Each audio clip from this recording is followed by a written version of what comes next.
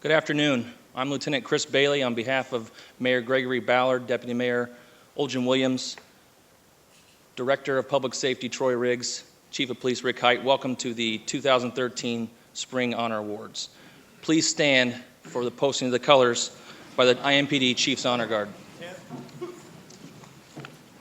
Carry colors. Forward.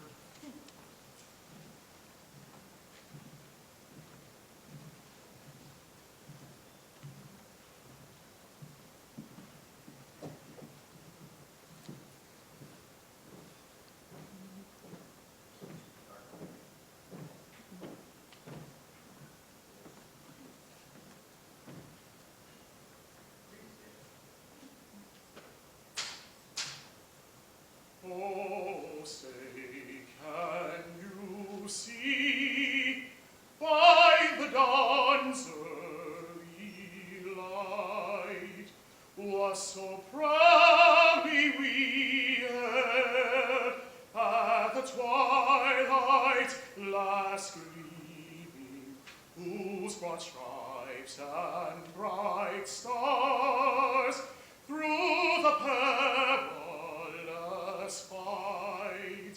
o'er the rampart we watched, were so gallantly streaming, and the rocket's red glare, the bombs bursting in air, gave proof through the night that our flag was still there. Oh, say does that star-spangled banner yet wave for the land of the free and the home of the brave.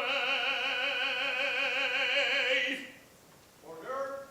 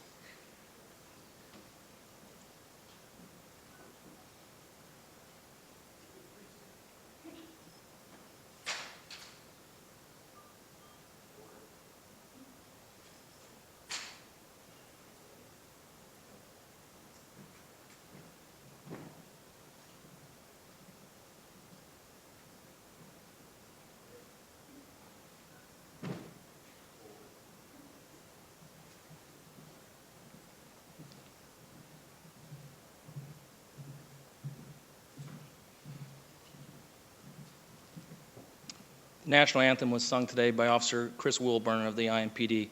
Please remain standing as Chaplain Richard Castle gives us our invocation. As we open the ceremony, I invite you to join me now in an attitude of prayer. Our holy and gracious God, how we give you thanks that you have loved and cared for us.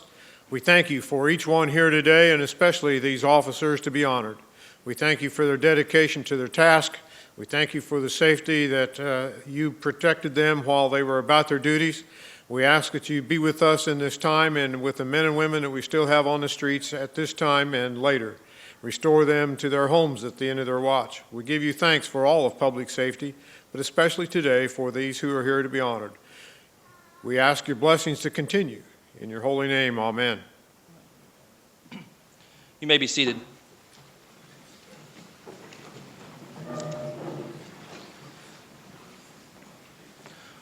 President Ronald Reagan once said, "Those who say that we're in a time where there are no heroes, they just don't know where to look." Well, we do. Just look around this room today. It's full of heroes. This is a great day for the IMPD and the city of Indianapolis. We are here to recognize the selfish acts of not only IMPD officers, but police officers from the Indiana State Police, Lawrence PD, Whitestown PD, Indianapolis EMS, hardworking civilian employees of the department, and some great community members, and to thank them for their dedication to the city of Indianapolis. It is an honor for me to be here today, surrounded by such exceptional people doing extraordinary things. That is what makes the selection process for these awards so difficult and time-consuming. Many people are nominated, but only a few are selected. This is how the process works. A nomination is made by someone, sworn or civilian, regardless of rank. Those nominations are then submitted to the Media Relations Office, where they are reviewed and organized. An honor awards committee made up of police officers from throughout the department will meet, review each nomination, and after deliberating, they will decide which awards and if an award will be given. It's tough considering the amount of awards and amount of nominations they get and the amount of good work that our officers do every day, and I want to recognize these committee members now for their efforts.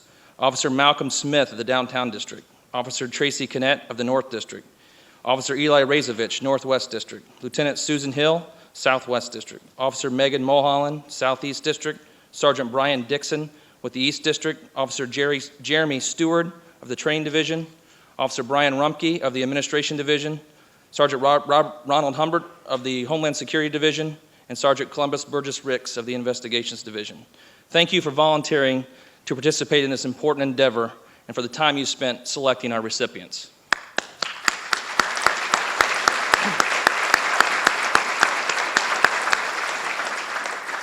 Now I would like to introduce the Deputy Mayor of Neighborhoods for the City of Indianapolis, Mr. Olgen Williams.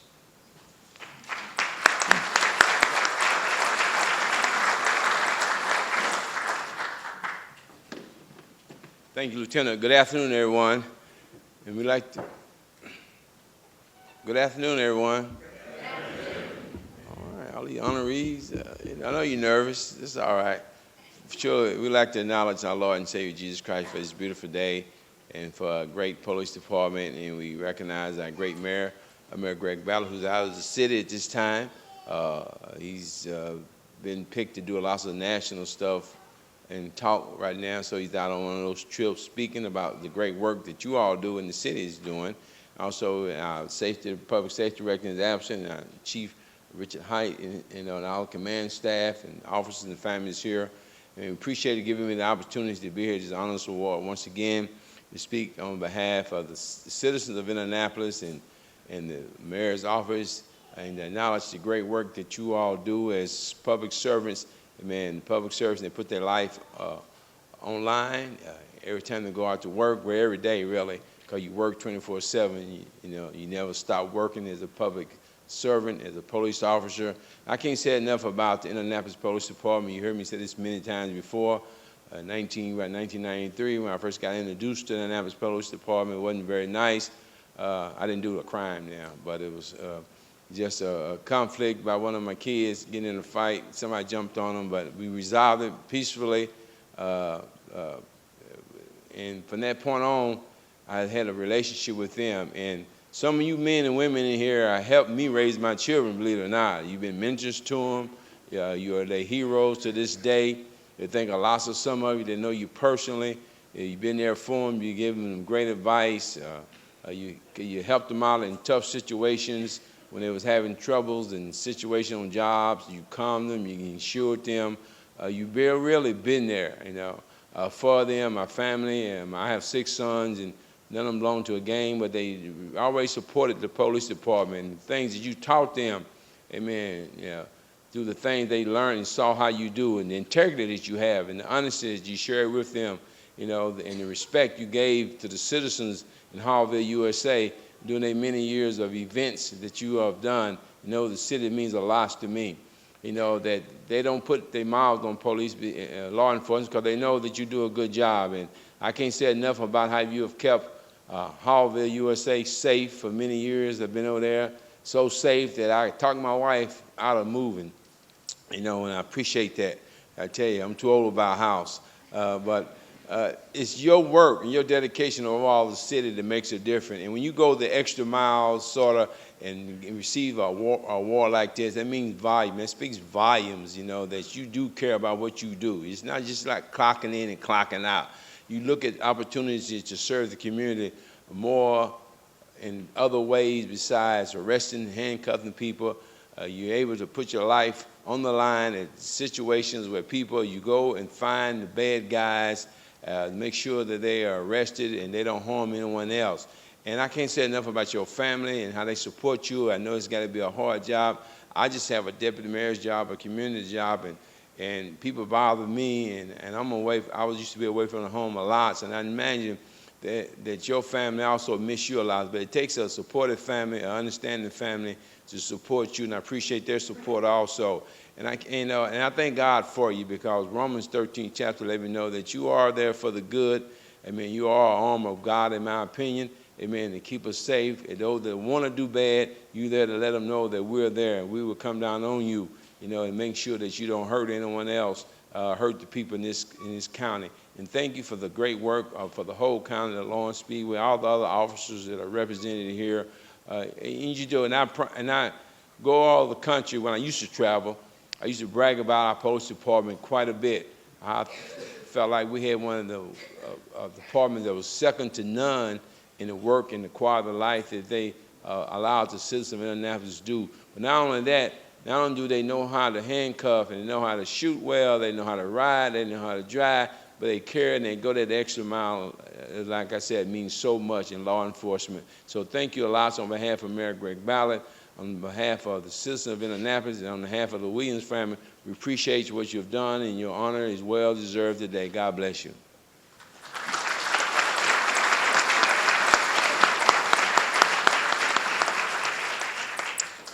Thank you. It is now my pleasure to introduce the Chief of Police, Mr. Richard Hite.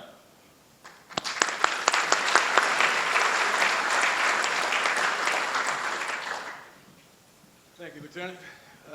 Mr. Mayor, thank you for that heartwarming, from the heart speech. Good afternoon, ladies and gentlemen.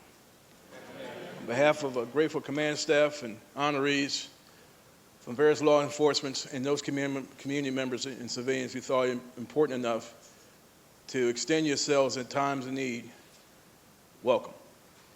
This is a historic day every time we stand before you and honor those who do extraordinary work, as the Lieutenant said earlier. But it's also an opportunity for us to talk about, as a society, we are shepherds who protect people from wolves. And each of us are our brothers and our sisters' keeper. So it's not robbery when we take time out on a warm summer day, brand new day, first day of summer, to pay homage to you, those who volunteered, those who found themselves in harm's way, but still would push beyond to find the courage. We infer calm and confidence in lieu of fear. And as ordinary people, you basically do extraordinary things. And it's important to note that, because we're ordinary people on God's earth doing extraordinary things. Each of you, who we are going to be rewarded today, are part of a history, a legacy, where you changed lives. You invoked yourselves in people's lives. You were able to garner support from families and people whose names and faces you may not know, who forever in the day you will change what the outcome would have been, could have been, I mean in some cases should have been. Forever in the day you will be known as heroes in our community. I'm not going to say long. I'm just going to pass on a passage of something that I read and I sing it from time to time. I'm not a good singer. But I believe that there are times when if you can help somebody as you travel along the way, if you can help somebody with a word or a song, if you can help somebody from doing wrong, then your living is not in vain. So all the activities that you find yourselves drawn into, whether it be pleasurable and unpleasurable, understand this, you're making a difference. Of all the things you may read and hear about the police department in this city and the fine, outstanding work that they do, oftentimes we wish we had more people here to see this day. For all the things you hear politically in terms of what we may or may not have in terms of resources, the workforce and our neighboring police departments as well do the work of 3,000. We're proud of this police department. I'm proud of you, and proud of the day we can continue to celebrate the accomplishments of our people. God bless you. God, thank you.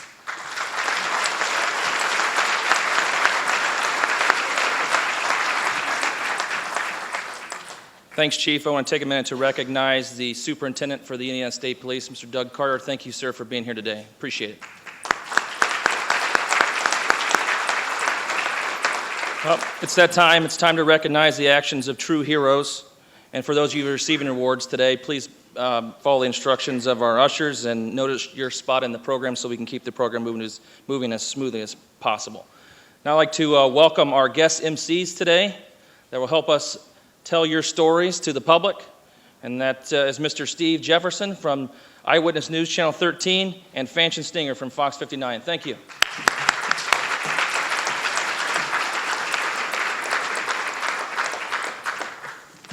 Well, good afternoon, and thank you for that warm welcome on behalf of Steve and myself. I know Steve will probably say a few words. I just want to say what an honor and a privilege it is to spend some time with all of you, the officers who fought so bravely and serve our community and your families and friends. I just want to personally say thank you for what you do each and every single day.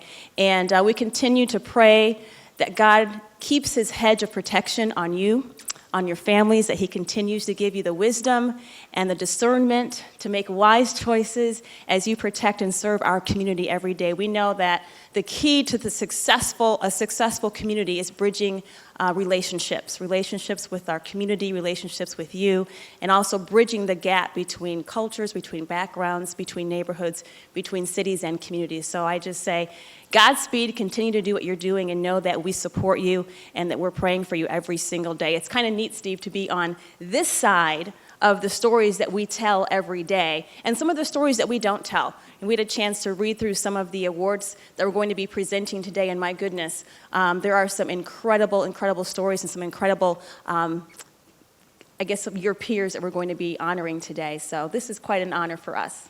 It is an honor, and we want to thank you for inviting us back. Now, as you know, the last couple of years I've done this with Bob, but I needed them to up the ante on my goodness. Prettiness, and I am so grateful to share the stage with you, Fanchon, and welcome, and hopefully you can do it again in the future as well. I am glad to be here. Absolutely. We're going to go ahead and get started, and some of the stories you'll hear, some of you will be hearing them for the first time, because what I learned from talking to different police officers, that a lot of times you don't hear what the other officer is experiencing in the streets when it comes to coming across dangerous people and in dangerous situations. And as she mentioned, some of the stories are definitely fascinating. I'm going to yield the floor to you, Fanchon, to get us started. All right.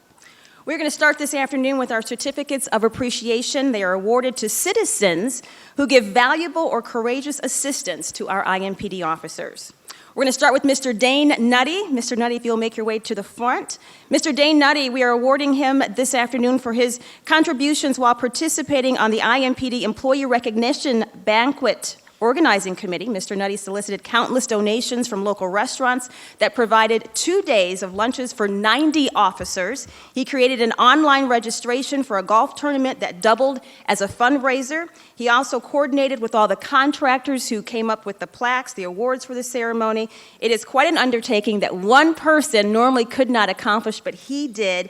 And lastly, at the Richmond Hills explosion, he contacted friends throughout the community who selfishly donated food to the officers who were working that explosion site. So Mr. Dane Nutty, we appreciate you and for all of your many contributions and your continuous efforts to provide assistance. We are happy to present you with a certificate of appreciation.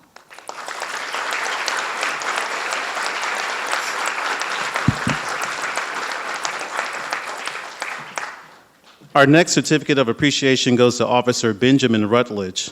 IMPD would like to recognize Officer Rutledge of the Whitestown Police Department for unknowingly assisting an off-duty IMPD sergeant during a physical fight on a busy road. Officer Rutledge was off-duty on November 8th of 2012 when he saw a fight on Southport Road. Not knowing who was involved or if weapons were present, Officer Rutledge quickly intervened. He discovered the identities of those involved which is the off-duty officer, and a male who was seen physically assaulting a female on the side of the road. Officer Rutledge assisted the off-duty sergeant with detaining the man who resisted arrest. Officer Rutledge, even though off-duty and outside of his normal jurisdiction, fulfilled his obligation to protect and serve. Officer Rutledge helped make a difference in a domestic battery situation and preventing an off-duty sergeant from getting hurt. Officer Rutledge, it is our pleasure to present to you a certificate of appreciation.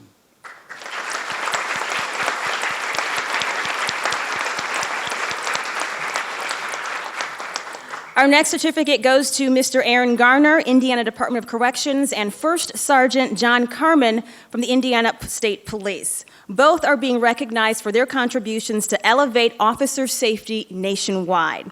They have developed and implemented a process which allows updated information from the Sheriff's Sex and Violent Offender Registry System to be transmitted to the Indiana Data and Communications System for updates, which in turn updates the National Sex Offender Registry at the FBI.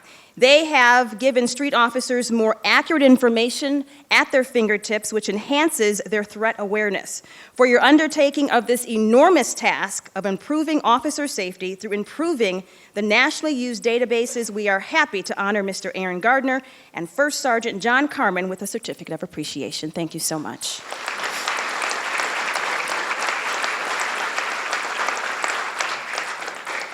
Our next certificate of appreciation goes to Ms. Megan Saltz and Mr. Steve Garrison of the Indianapolis Emergency Management Services.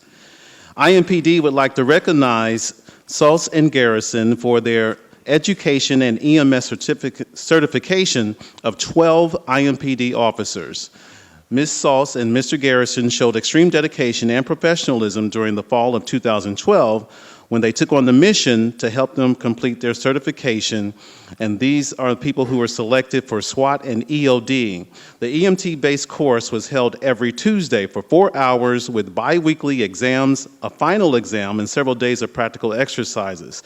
In addition to the classes, all the officers were instructed to complete 12 hours of on an ambulance tour and 1 8-hour shift in the Wishart ER. Ms. Saltz created an adult-oriented and interactive curriculum during the 13-week program. She gave individual attention and even provided flexible dates for exams to coincide with officers' different schedules. Ms. Saltz even created her own practice exams, which proved to be more difficult than the state exam. In her absence of a few weeks, Mr. Garrison attacked the same task with professionalism and dedication. Mr. Garrison shared his life experiences gained through his years and firsthand knowledge and education and created scenarios for the officers. Between Mr. Garrison and Mrs. Saltz, all 12 of the officers passed the state practical exam after taking the exam 10 times. I'm joking. But they joined other officers to exceed the 75 to 80% success rate of completing these courses. Congratulations, we are pleased to present both Ms. Megan Saltz and Mr. Stephen Garrison with certificates of appreciation.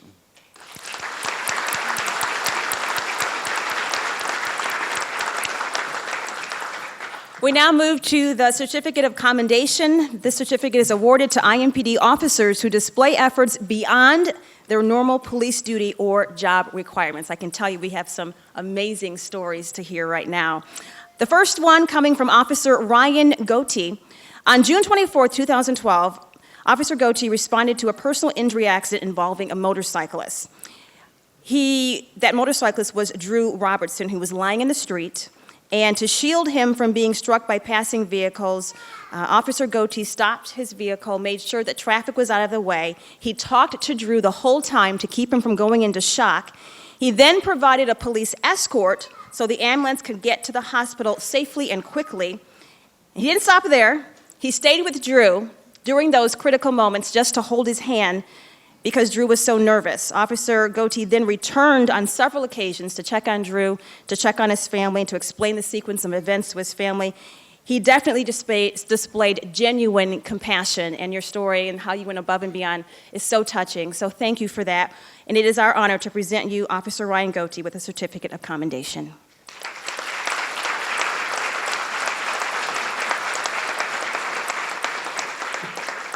Our next certificate of commendation goes to Officer John Walters. In 2011, Officer Walters was selected by the East District Commander to participate on the highly proactive crime reduction team. While many officers become complacent with their assignments, Officer Walters refused to do so. He continues to actively improve his skills as a police officer through training. Officer Walters volunteers to take part in crime reduction initiatives, including the DMI, which stands for Drug Market Initiative. Due to his extensive training in these areas of criminal activity, homicide, gang, and narcotics, he is often called on by officers in these units for advice. Officer Walters participated in a 2-week narcotics detective school, attended the Indiana Gang Conference, and has completed 2 details with narcotics units. Now, despite a 4-month absence from the crime reduction team for training, he outnumbered officers with 153 arrests and 44 traffic citations. One example of his work is seeing a DMI target being in the house, going into a house, joining his brother who was wanted on a warrant. Officer Walters got a search warrant and ended up arresting 4 people in all, confiscating 3 firearms and 22 grams of heroin. Officer Walters, is our honor to present you with a certificate of commendation.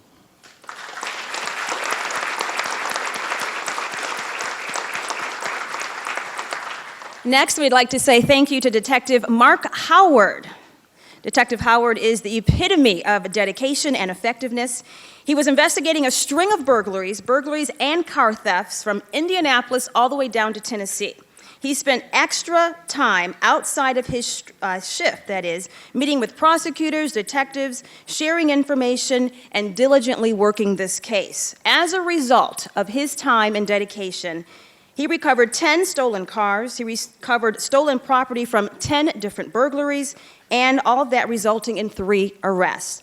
The citizens of Indianapolis should feel honored, and we do, to have such a dedicated detective serving and protecting our community.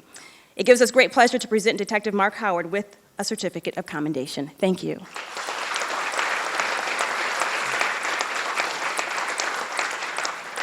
Our next certificate of commendation goes to Reserve Officer James Case. On November 18, 2012, Officer Case volunteered to work a homicide response and was performing directed patrols just north of the Indiana State Fairgrounds when a motorist who had the right-of-way motioned him to proceed in front of them. As he passed, Officer Case detected the aroma of marijuana, and he attempted to initiate an investigative stop. The vehicle refused to stop, causing Officer Case to announce that he was in pursuit. The driver eventually stopped, however, fled on foot, and Officer Case, following behind, however, he lost sight of the suspect and called for a K-9 and for a perimeter. K-9 was unable to locate the suspect. The passenger of the vehicle attempted to drive away and was caught. The vehicle's registered owner advised that he had loaned the car to a known male and gave an address. Initially, no one answered the door. However, officers clearly observed weighing scales and marijuana through the windows. Now, the man who answered the door denied having anyone hiding inside his residence. Officers then noticed the scale and marijuana were no longer there and ordered everyone out of the house. Among those who exited was the driver who fled. He had 2 active warrants for possession of cocaine and possession of a controlled substance. Officer James Case, your action warrants our recognition, and we are happy to present you with a certificate of commendation. Okay, just like live television, no problem. All right, let's bring up Officer Daniel Brezik. Please forgive me in advance if I butcher any of the names that are coming up, because you guys, like my name, I understand, you have very difficult names to pronounce sometimes, so I'm asking for forgiveness before we move on. Okay, Officer Daniel Brezik, this is an incredible story. He was working on Indianapolis's east side near 42nd and Stouffer which is known for narcotics activity. He was dispatched to assist a man who was being held at gunpoint by a group of males. When he arrived at the scene, he first observed that group of males standing on the porch. However, he was unable at that point to determine if there was someone in need of help in the middle of the group. So without waiting for his backup, because of the threat of immediate violence, he approached the group. All but one of the men ran inside the house. Officer Brezik began to perform a pat-down for weapons when the man abruptly spun away and took off. Officer Brezik gave the orders to stop and lunged towards that man to prevent any weapons from being drawn. However, the man still kept running. Officer Brezik was able to grab a hold of the man's shirt, and he spun again, started punching Officer Brezik in the face. Officer Brezik refused to back down even though he was bleeding, and when the man broke free from his grasp, he attempted to use his taser. That didn't work. Still, though, he refused to submit. Officer Brezik gave chase on foot, despite his injuries, apprehending that man who still continued to fight. Eventually, that man was placed in handcuffs, allowing Officer Brezik to discover a fully loaded, concealed firearm. Because of Officer Brezik's warrior spirit and dedication to stay in the fight, even after sustaining injuries, a violent criminal with a firearm is now off of our streets. Officer Brezik, we proudly present you with this certificate of commendation. Thank you.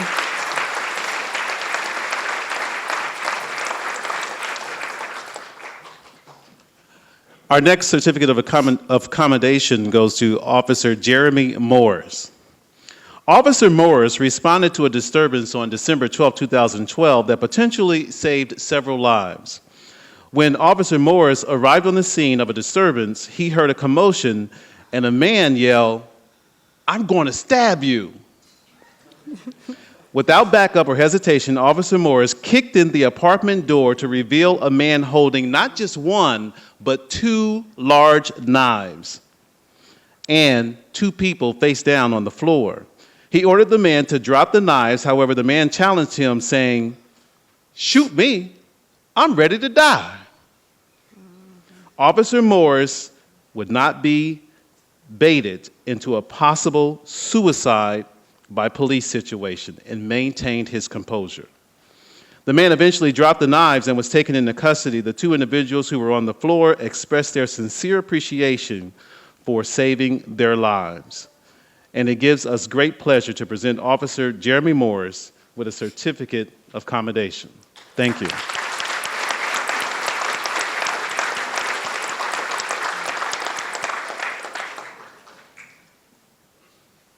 Next up, we have Officer Kevin Brown and Officer Julie Lapidat. Officer Kevin Brown and Officer Julie Lapidat were responding to a reckless vehicle on December 16, 2012. They were informed that the driver of that car entered a house with a handgun. Officers quickly established a perimeter. They surrounded the house with the armed subject inside. The man suddenly came out of the back of the house, still armed with that handgun. He raised the gun, pointing it at the officers, who responded, of course, by firing their weapons. Upon hearing the gunshots, Officer Brown and Officer Lapidat left their perimeter positions and responded to the rear, where they discovered that seriously wounded suspect. Officer Brown applied a tourniquet to slow the bleeding from the suspect's leg. Officer Brown and Officer Lapidat's quick response to administer first aid likely saved that person's life. For their actions, we are happy to present both of them with a certificate of commendation.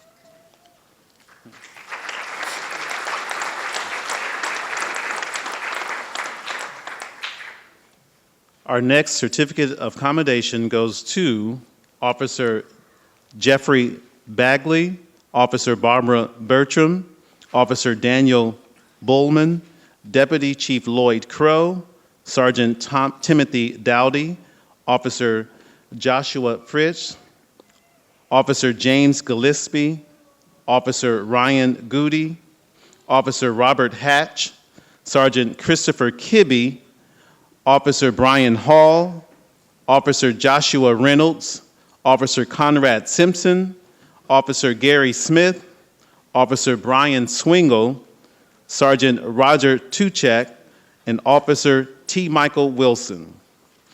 Honorary Deputy Chief Joy was sworn into service in 2011, fulfilling a lifelong dream for himself. Joy was different from the other deputy chiefs because he was a month away from turning 8 years old. When he was 7, Joy was diagnosed with an aggressive form of brain cancer. However, doctors feared that his young body would not be able to overcome the recurrent relapses. Throughout Joey's grueling treatments, members of the Metropolitan Police Department remained connected to him and his family, offering any support they could. Joey inspired those around him by never taking a moment for granted. Despite his own illness, Joey forged on and participated in fundraising for other children who were also suffering. Tragically, Joey lost his battle with cancer on November 18, 2012, at the age of 9 years old. Members of the Metropolitan Police Department attended his services, and when Joey's casket passed, they came to attention and saluted as they traditionally do for their fallen brethren.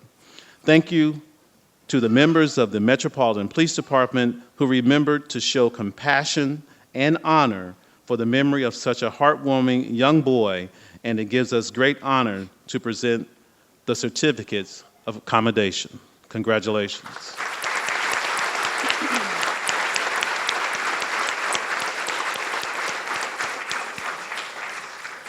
Well, as you know, a police officer is never off duty, and Detective Douglas Cook discovered that on August 8, 2012. Around 7 o'clock that evening, Detective Cook was working in his own yard when he heard a scream.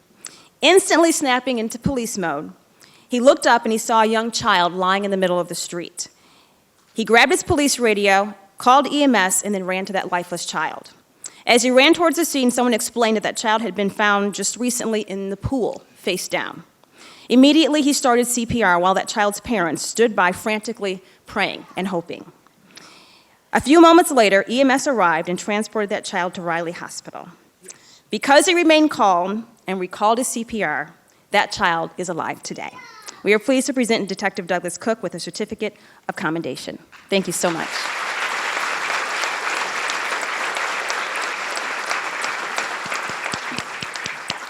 Our next certificate of commendation goes to Detective Brian Schemenauer.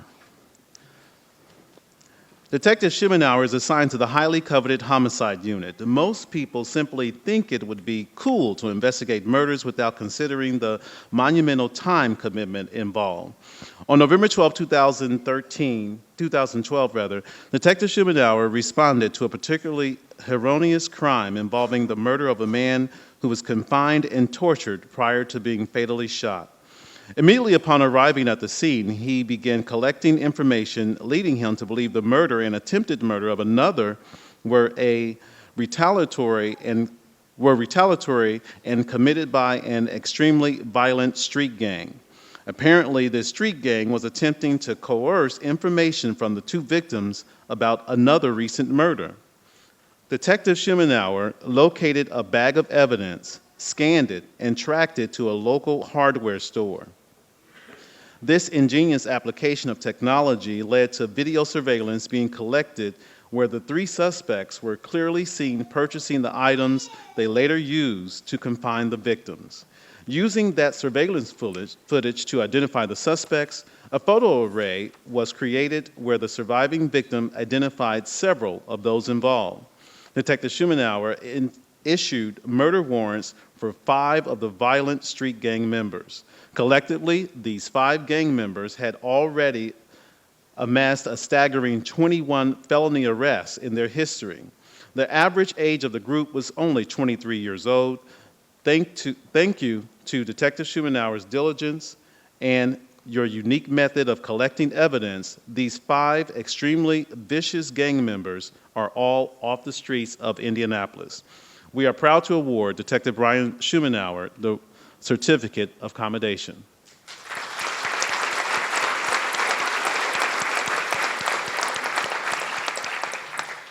Our next commendation goes to Officer Aaron Tevaba. Did I say that correctly? Tevaba. Thank you. After Officer Tevaba graduated from the Leadership Academy, he was selected for the position of Career and Leadership Development Specialist. Basically, that means help us with the budget. So he did just that. IMPD was originally forced to finance the entire Leadership Academy on its own. With the budget issues, that was a problem. So Officer Tevaba was asked to develop new marketing materials that would appeal to outside agencies to help ease that financial burden. During his programs, 120% of the program was paid for by outside agencies and continues to remain that way. His efforts did not end there. He organized several fundraising events to raise money to purchase upgraded equipment for the future participants of the Leadership Academy, and he developed a very important relationship with Ivy Tech. His partnership actually achieved a $10,500 reduction in tuition costs for all IMPD members who participated at Ivy Tech. Because of those actions, more officers are now encouraged to embark on earning their higher education. Officer Aaron Tivabaugh, we are excited to present you with this certificate of commendation. Thank you.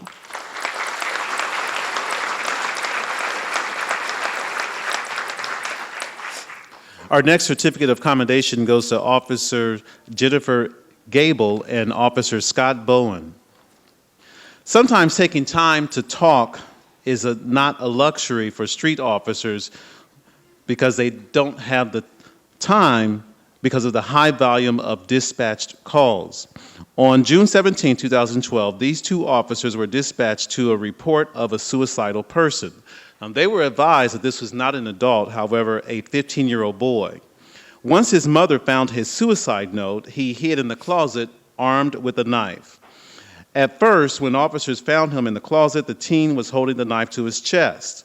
Instantly, the officers devised a plan to help him, but they still had to remain safe.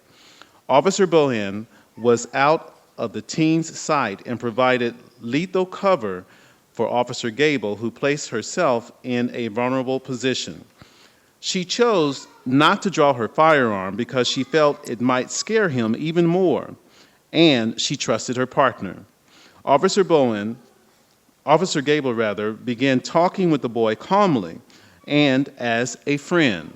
She assured him he was not in trouble and that they only wanted to help him.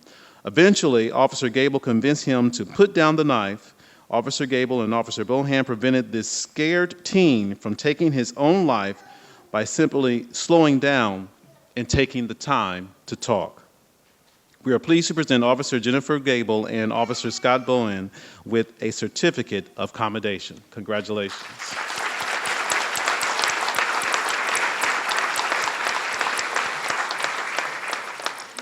Our next certificate of commendation goes to quite an amazing group of people: Captain Chad Connect, Lieutenant Mike Elder, Officer Mike Leeper, Officer Jeffrey Newland, Officer John King, Officer Tracy Dobbs, Officer Situpe Petco, Officer Eric Huxley, Officer Lori Phillips, Officer Vincent Stewart, Officer Brian Neal, Sergeant Ryan Anders, Officer Jeffrey Scott, Officer Brad Alford, Officer Walter Hendricks, Officer Conrad Simpson, Officer Justin Musser, Officer Bryson Gardner, Officer Michael Anderson, Officer Ronald Clayton, and Sergeant Christopher Kibbe. We all remember the date, November 10th, 2012. That is when the Richmond Hills subdivision, several homes exploded. Dozens of homes were destroyed, dozens more were damaged. People were injured, and most tragically, 2 people lost their lives. Off-duty units who heard the explosion jumped from the safety of their own homes and their own families, their loved ones, and they rushed and rallied at that site. Responders, without regard for their own safety, and so many of these stories were incredible, entered homes engulfed in flames to check for people. They directed and blocked traffic so the fire department and ambulance could more easily get through. They directed so many panicked citizens to safe locations, among other crucial tasks that popped up in a moment's notice. They facilitated the stability and the safety of that scene, even through poor work conditions, long hours, and quite frankly, a lot of uncertainty. To this entire group, we thank you for sacrificing your own lives to go in and help the lives of others. Thank you.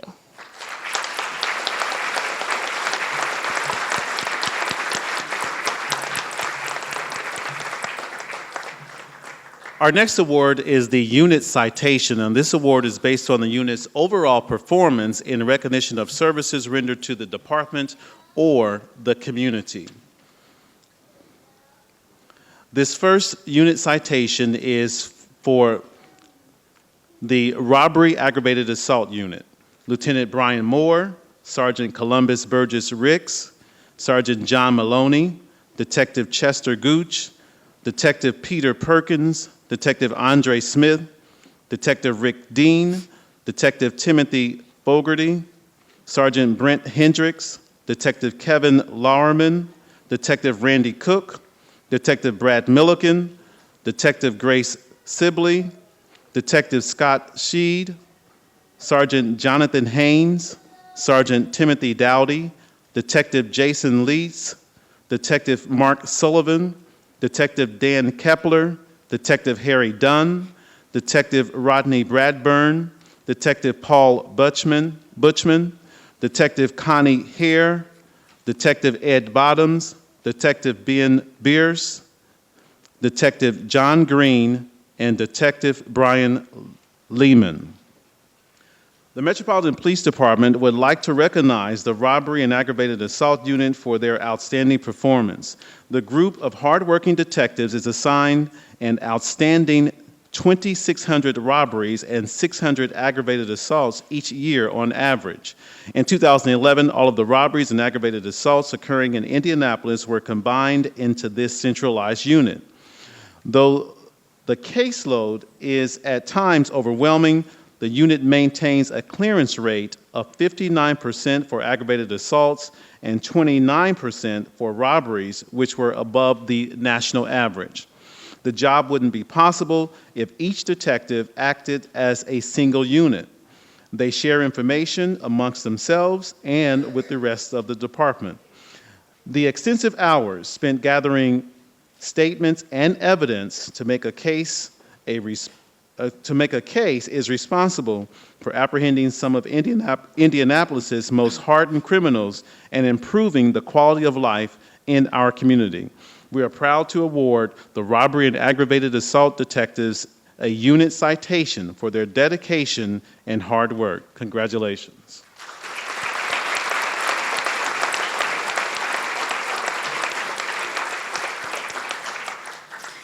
Our next unit is a criminal interdiction unit. This is a pretty cool unit to be a part of. They are being honored today for their achievements and tenacity. We honored Lieutenant Jeffrey Duhamel, Sergeant Paul McDonald, Sergeant Scott Wildauer, Officer Stephanie Humrickhouse, Officer Daryl Patton, Officer Keith Hartman, Officer Luke Schmidt, Officer Michael O'Day, Officer Brady Ball, Officer Craig Wildauer, Officer Richard Wilkerson, Officer Gary Haddon, Officer John Waite, and Officer Robert Hicks. This unit is only about 2 years old, but they have no doubt made an extremely positive impact on our city. The amount of knowledge gained by this group has benefited several other agencies, including the DEA, the FBI, AFT, the U.S. Marshals, just to name a few. They definitely live up to their motto, relentless pursuit. In 2 years, they have had some staggering statistics. Let me share a few of them with you. Over 1,500 arrests, 140 confiscated firearms, 50 forfeited vehicles, 3,000 pounds of marijuana, which is a street value of about $15 million, 16 kilos of cocaine, and over $4 million seized. The community can definitely feel safer knowing that these diligent men, women, and canines are on the clock. We are honored to present the criminal interdiction section with a unit citation. Thank you for your relentless pursuit.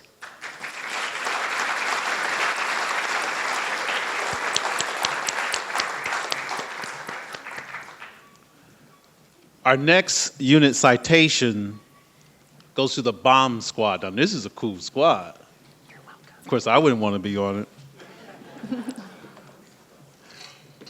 Sergeant Ronald Humbert, Lieutenant Brian Bethel, Sergeant Kerry Buckner, Officer Robert Brown, Officer Kevin Newman, Officer Joseph Shepard, Officer Don Spiegel, Officer David Weitzel, Officer Brian Zielinski, Officer Craig Anderson, Officer Christopher Cooper, Officer Kevin Dooley, Officer Henry Gregory, Officer Wetzel Hill, Officer Timothy Huddleston, Officer Jeffrey Karwoski, Officer Frederick Lancer, Officer Aaron McDonough, Officer Michael Scholmeyer, Officer Aaron Carter, Officer Douglas Pearson, K-9 Sergeant Michael Patton, and K-9 Officer Scott Baker.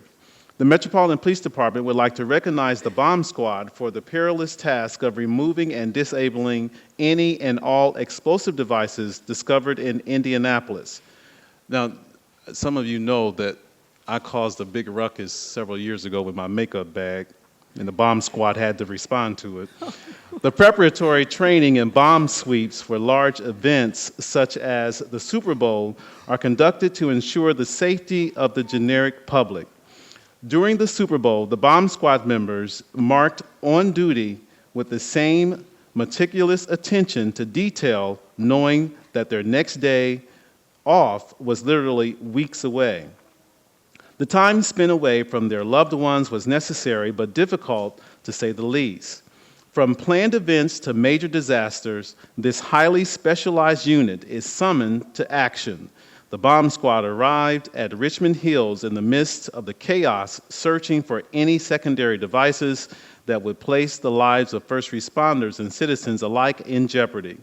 After the scene was stabilized, the members spent countless hours and days offering their knowledge and physical labor, moving heavy and dangerous objects, or begin the painstaking task of sifting through dirt and searching for other evidence.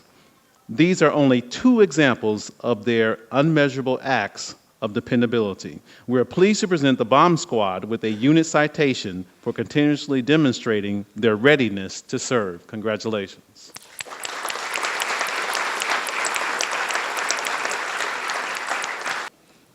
And take pictures. Our next award is the Medal of Bravery, awarded to an IMPD officer for risking his or her life in the saving or attempted saving of a human life. Our first Medal of Bravery goes to Officer Marvin Bankhead, Officer David Bradley, and Officer Richard Lavish. On November 2012, Officer Marvin Bankhead, Officer David Bradley, and Officer Richard Lavish were dispatched to a suicidal person. One of the officers arrived on the scene. The subject's wife explained her husband was intoxicated, owned firearms, and was suicidal. As they entered the residence, the wife led them to her husband in the rear of the house when she screamed.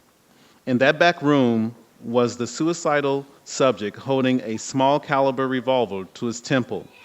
Officers drew their own weapons, and Officer Bradley instructed the man to put his gun down. He panicked,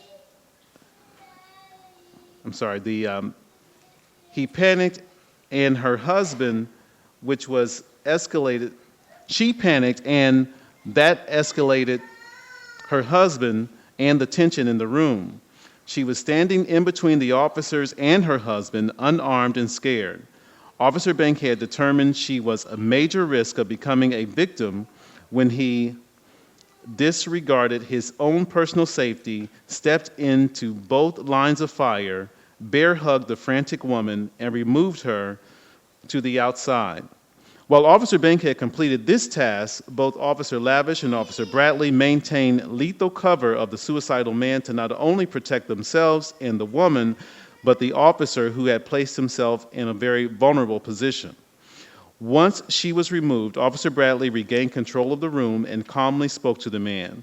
After several attempts at conversation, Officer Bradley was able to build a rapport with the suicidal man, who eventually placed his gun on the floor and allowed officers to help him. Officers recognized the man did not need criminal intervention, but psychiatric help, which was granted. These three courageous officers placed themselves in personal danger to potentially save at least one human life that day. We are proud to present the Medal of Bravery to Officers Marvin Bankhead, Officer David Bradley, and Officer Richard Lavish. Congratulations, gentlemen.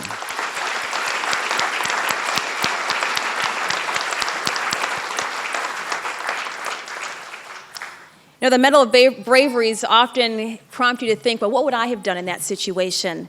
And this is another case just like that. Officer Robert Carver was dispatched to a report of a pit bull mauling a person on January 20th, 2013. When he got to the scene, he saw a concerned neighbor who directed him down the street, where immediately he saw that dog attacking an 86-year-old woman. Without the support of animal control, because there wasn't time, Officer Carver grabbed his shotgun and ran towards the screams for help. It was a grisly realization. When he got there, he saw that the woman was lying in the snow with deep lacerations covering her body, exposing her muscles, her tendons, and her bone. Officer Carver lured that dog away by using his own body as bait. And if you've ever seen a dog out of control, you know that is definitely an instinctual thing. Once he determined the elderly woman was no longer the focus of the dog's attention, he positioned his body to prevent her from being hit when he fired his shotgun. The dog charged towards him, prompting the officer to fire, of course. Still advancing, the officer shot at the dog again. That's the second time. Dog still didn't stop. He shot the dog a third time, finally ending that attack. That elderly woman was transported in serious condition, suffering from hypothermia and extensive injuries all over her body. There is little doubt today that he definitely saved her life, using himself as the bait. We are pleased to present Officer Robert Carver with this Medal of Bravery. Thank you.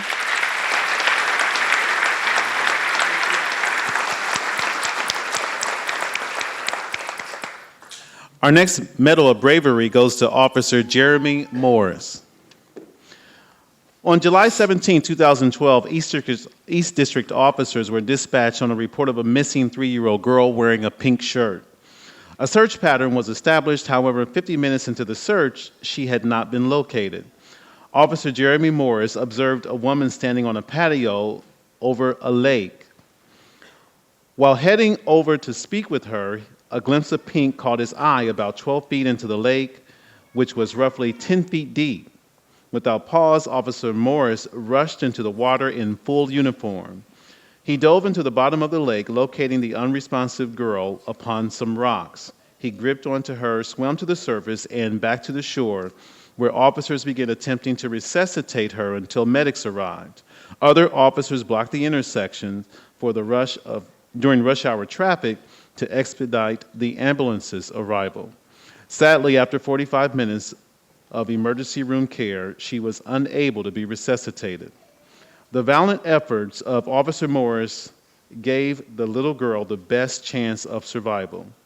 He dove into the water, still wearing each piece of his issued equipment, knowing the risk of carrying that extra weight in an attempt to save a human life. We honor Officer Jeremy Morris with the Medal of Bravery. Congratulations.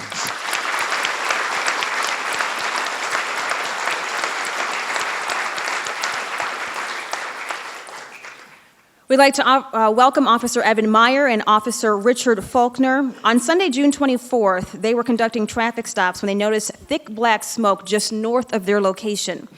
They quickly ended that traffic stop and moved to the location where they thought the smoke was coming from. What they discovered was a home fully engulfed in flames with someone inside.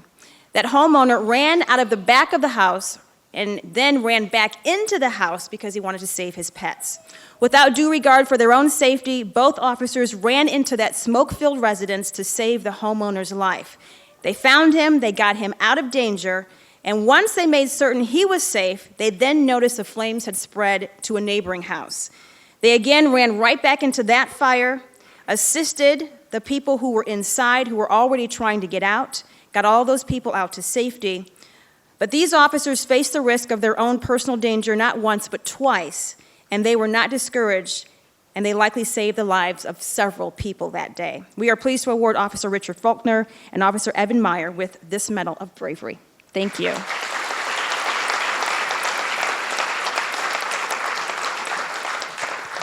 Our next Medal of Bravery goes to Officer John King. On October 1st, 2012, Officer King was dispatched on a domestic disturbance. When he and his partner arrived, he located a woman screaming, "He's going to kill me."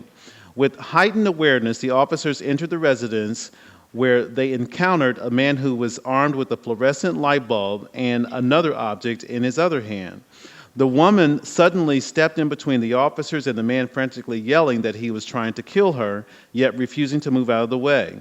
Officer King was forced to shove the woman aside to keep her out of harm's way. The man then began yelling at officers when Officer King pushed him into a chair, noticing the objects in his The object in his other hand was two large knives. Acting quickly and not wanting to forfeit his control, Officer King delivered several knee strikes, causing the man to drop one of the knives. After delivering several more influential knee strikes, Officer King was able to pry the second knife away. The struggle continued when Officer King pulled the man from the chair to the ground to handcuff him. With the assistance of the other officers, they forced the man's hands behind him and got him into handcuffs. The man suffered only a minor laceration to his finger from the struggle. Officer King's instant response to the lethal threat likely saved several lives, or at the very least prevented the potential of serious injury. He risked his own safety instead of sacrificing seconds to reassess his plan of action. We are pleased to present Officer John King with the Medal of Bravery. Congratulations.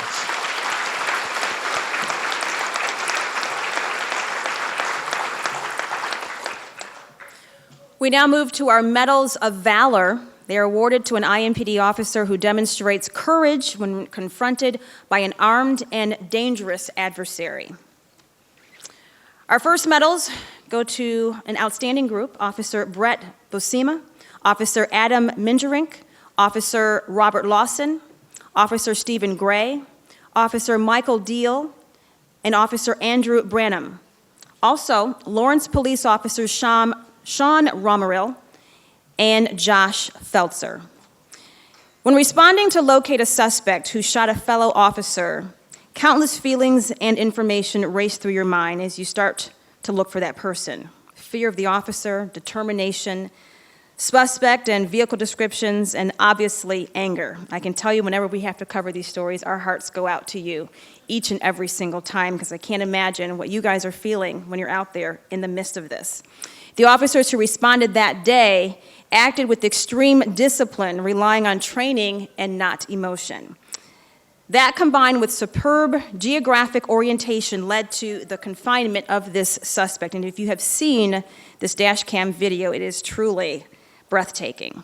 On July 27, 2012, Fortville officer Matt Fox attempted to initiate a traffic stop. However, we all know the white Volvo refused to stop, leading the officer on a brief pursuit. That pursuit ended with the suspect stopped in his Volvo, immediately getting out and firing a handgun at Officer Fox, who was hit 10 times. Suspect information was broadcast when a Lawrence police officer located the vehicle, attempted to hide by pulling into an apartment complex that officers already knew only had one way in and one way out. Knowing this coward was willing to murder law enforcement, the officers determined they would set up a perimeter, fortify the only exit, and request SWAT. As they were carrying out that plan, the suspect tried to drive his vehicle through the exit while firing his assault rifle at the officers. The officers on scene immediately responded with their own show of firepower, using handguns and rifles, causing that suspect to crash into the back of an IMPD car. No doubt, Sam Lacely's voice echoed in their minds. Maybe it's over, maybe it's not. You decide when to put the gun away. They knew the suspect crashing did not mean the fight was over. In fact, it continued for well over a minute, with dozens of rounds being exchanged in a close-range fight for survival. At the end of that confrontation, the suspect was dead, and only one officer, Officer Branham, sustained an injury to his arm, likely caused from a grazing bullet. That is a miracle. A Lawrence K-9 suffered a gunshot wound from which he would recover, and several police vehicles were riddled with bullet holes. The quick tactical response and immediate decision to engage that violent suspect from these officers minimized the lethality this suspect was clearly capable of. We are honored to present all of you with this Medal of Valor. Thank you.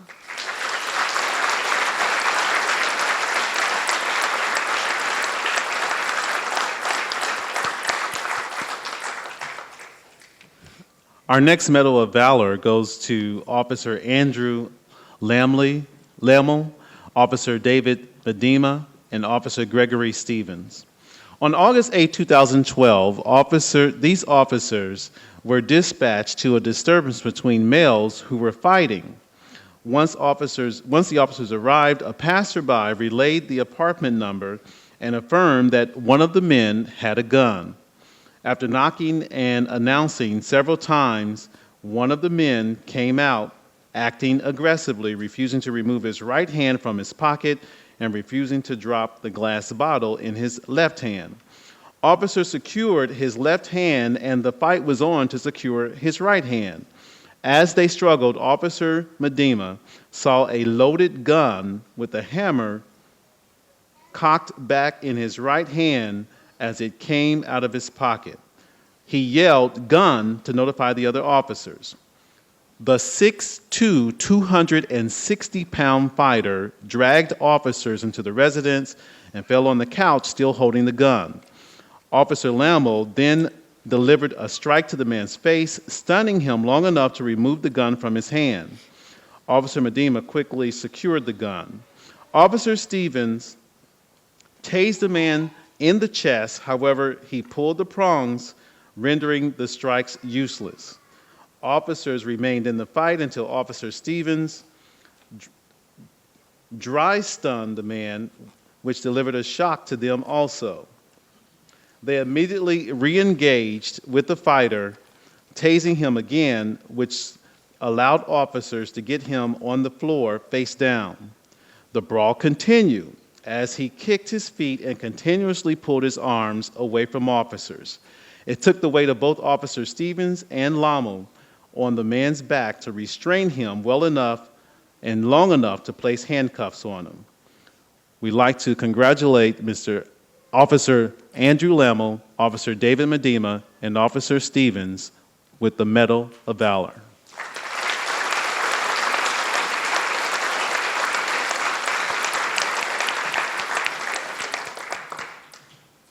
On November 9, 2012, Officer Jason Reitz was patrolling an area near John Marshall's school where students were getting out of school and walking home. As he was driving around, he heard a single gunshot. On high alert, he then saw a man with a handgun who fired 4 more shots into the air. What was going on? Well, Officer Reitz knew one thing: this was a highly dangerous situation, not only for himself, but most importantly for the children leaving school. Without hesitation, he got out of his car and ordered that man to drop the gun. He did not. He decided he was going to run, still holding his gun. The chase was on. Officer Reitz then chased him and challenged that man again in a backyard where he followed him to. Looking briefly at the officer, the guy decided to keep running. Officer Reitz briefly lost sight of him, but with the help of quick citizens, he located him again near a pickup truck. Officer Reitz then ordered him to the ground, and when the man refused, he was forcibly taken into custody. During Officer Reitz's relentless pursuit, that man discharged his handgun behind a house, or discarded, his gun behind the house. Officer Reitz placed himself at serious risk by chasing an armed suspect who had already fired his gun. Officer Reitz likely prevented that man from shooting any of the children who were at that time walking home from school. Officer Jason Reitz, we present you with this Medal of Valor, and we thank you.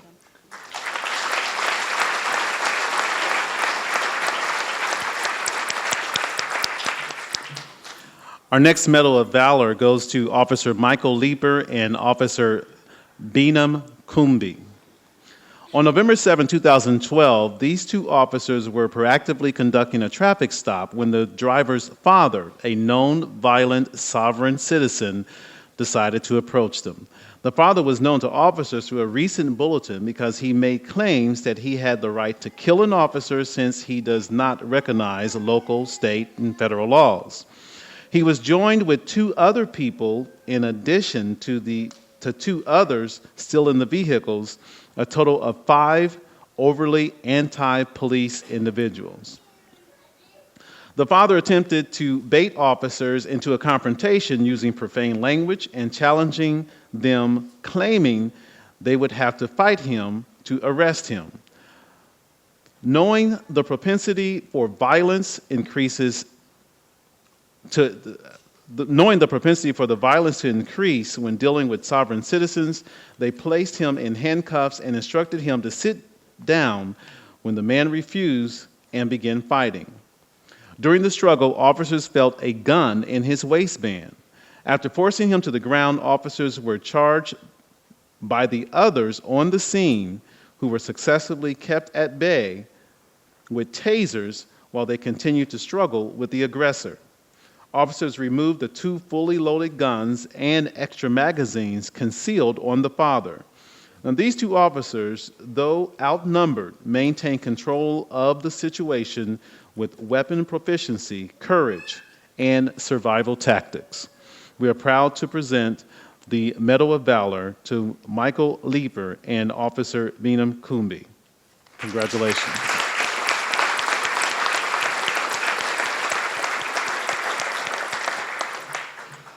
Our next Medal of Valor goes to Officer Philip Robinette. I hope I pronounced that correctly. Okay.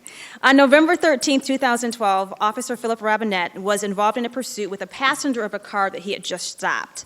That passenger got out of the car and ran. Officer Robinette first followed him in his car, then decided to chase him on foot.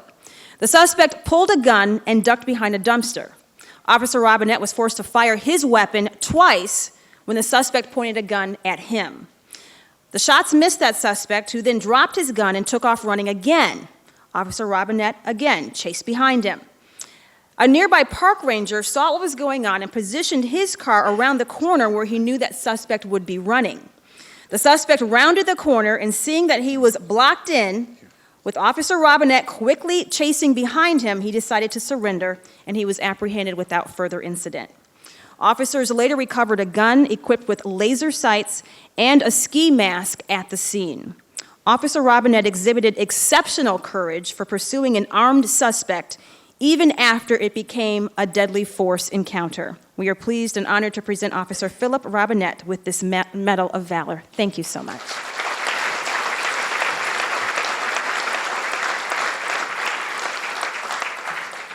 Our next Medal of Valor goes to Officer Daniel Breezick. While proactively patrolling the city's east side, Officer Breezick requested a man's ID after watching him commit several infractions.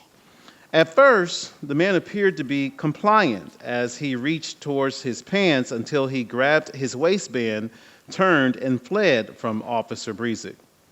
Officer Breezick grabbed around the man's waist to keep him from escaping when he turned around and punched the officer in the face, which was the beginning of a violent assault on Officer Breezick.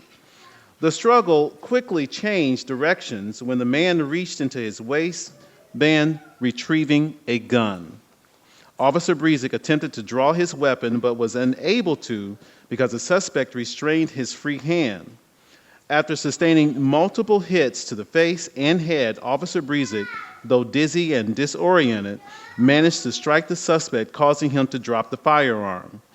He determined that depriving the suspect of that gun was the best chance of survival at that time.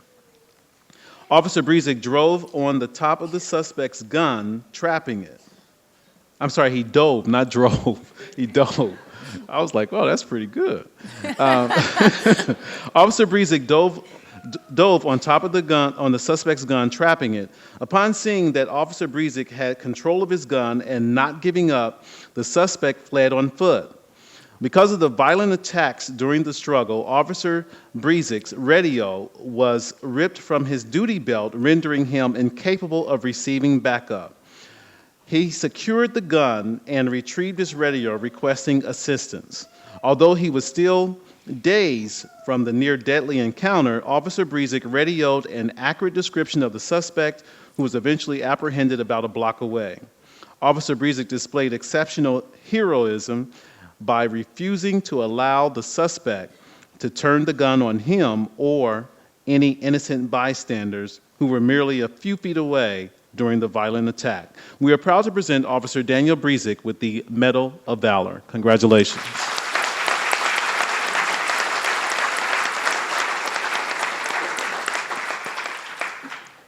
Our last and final award and our last category is the Purple Heart. It is awarded to an IMPD officer who is killed or suffers serious bodily injury while confronting or attempting to apprehend an armed or fleeing individual in the performance of their duties under honorable circumstances. Our Purple Heart Award goes to Officer Andrew Branham. On July 27, 2012, Officer Branham, like many others, instantly flooded the area upon hearing of the near-fatal attack on Officer Fox. He and a small group of other officers were successful in quickly locating the suspect, who they knew was not afraid to pull the trigger. They confined him inside that apartment complex that he fled to, using their vehicles to block the only exit. When the suspect sped forward in his car, he started firing rounds from his assault rifle.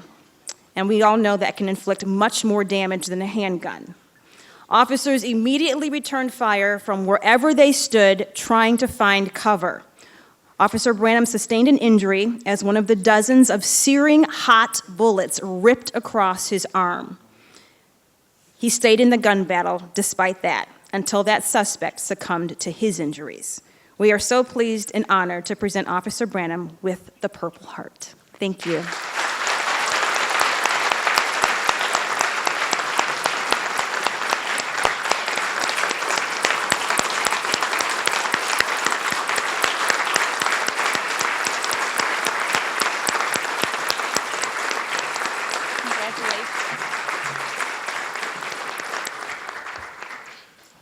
This just in.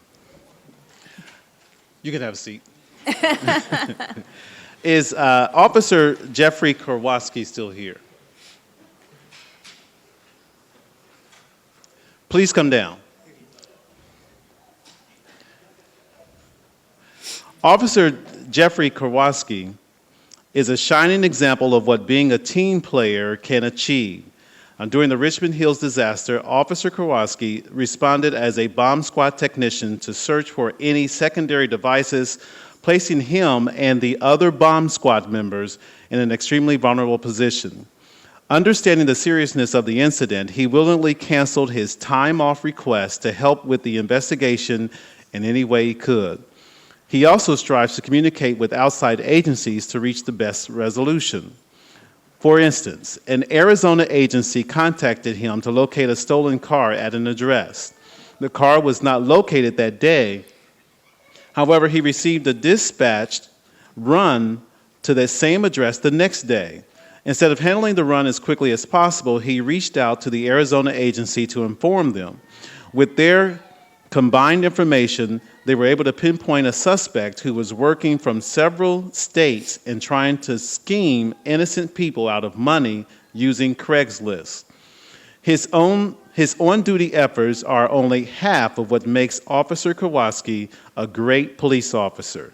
On December 22, 2012, he was driving to the gym when he saw a man running through a parking lot. He found it suspicious enough to contact Greenwood police, who explained that an armed bank robbery just occurred down the street from him. He provided Greenwood with a detailed description and direction of travel for the man. More importantly, he directed units to where he had seen the man hide his mask and his gun. Greenwood quickly apprehended the man and essentially recovered all of the stolen money. Officer Kowalski repeatedly shows an unwavering sense of duty to his honorable profession. We are proud to present Officer Jeffrey Kowalski with a certificate of commendation. Congratulations.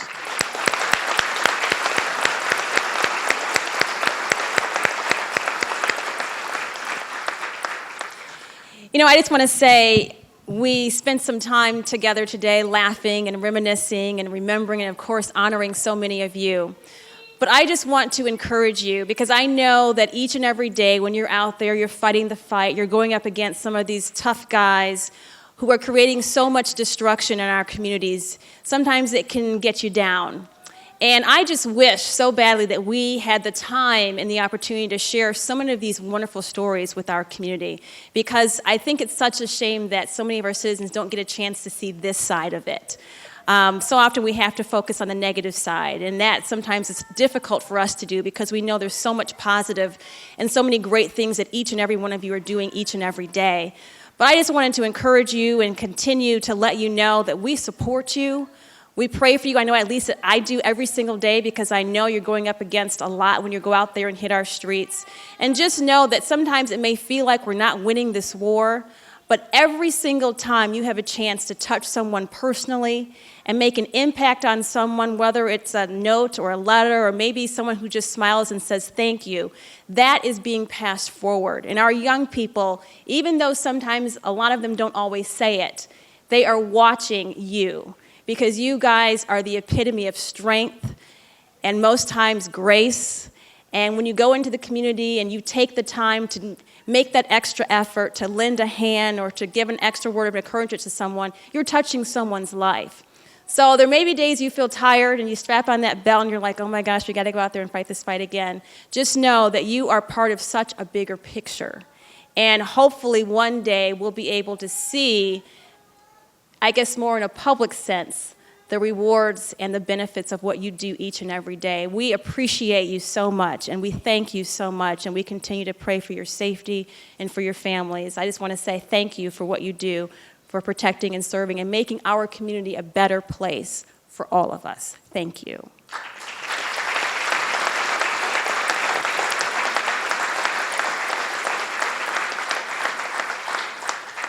And obviously, I'd like to echo exactly what Fanchon said. I appreciate every day that you go out there and put your lives on the line. And I'm glad that I am able to, if necessary, pick up the telephone, make a telephone call, and get some help. And I know that that person responding will respond without their own regard and be professional and come to the rescue. Sometimes it feels like people take you for granted, but you are some of the best police officers in the country. I am proud of you, and I appreciate you, and thank you for letting me be a part of this ceremony. Lieutenant Bailey.